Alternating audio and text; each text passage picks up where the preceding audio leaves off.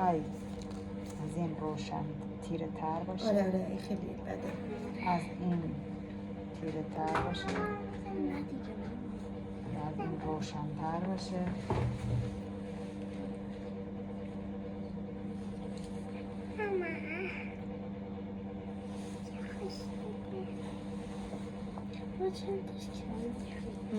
این چطوره؟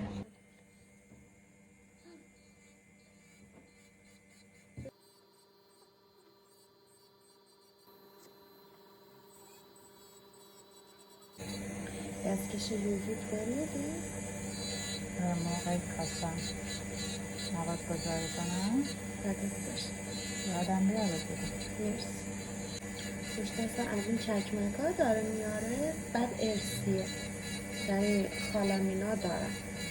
بعد دکتر میگه وقتی که مثلا میری داخل یووی و در آفتاب و این چیزا، حالا اونجا خیلی رعایت نمیکنه، ولی این نه، حالا خیلی نزدیکه، میگم بذارم شاید بهتر باشه. میتونی ضد آفتابم بزنی. پشت دستم؟ دیگه آدرینا همیشه میگه ماما اینجا پیش خاله سایلا که میگه ناخونا خیلی مرتبه، میگه ماما اصلا کج نیست، کثیف نیست، یه جوری نیست. میگه ماما انگار ناخونای خودت که علت زدی روش. برو بشین. میزه رو تکن. آره دست برو به بشین. میزه نزن.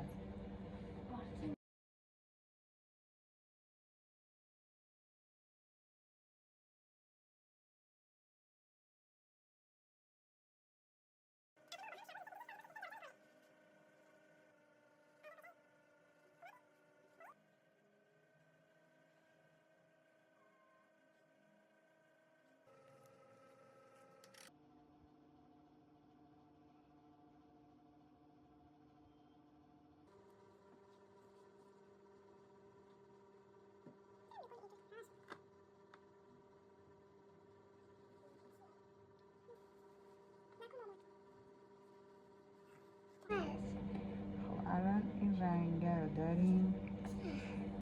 یه سوال بپرسم؟ این یکم تیره تر. این خوشگله.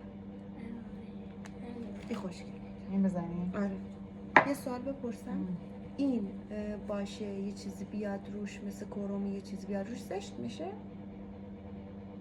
یه برقی یه چیزی حالا بیاد روش؟ آب نباتی اگه بخوای بزنی خودش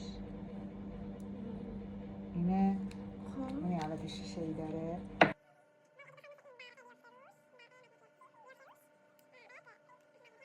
از نظر خودت از بین این سه تا کدوم؟ خب اینا دوتا ژلیش ساده هستن، این آب نباتیه. خب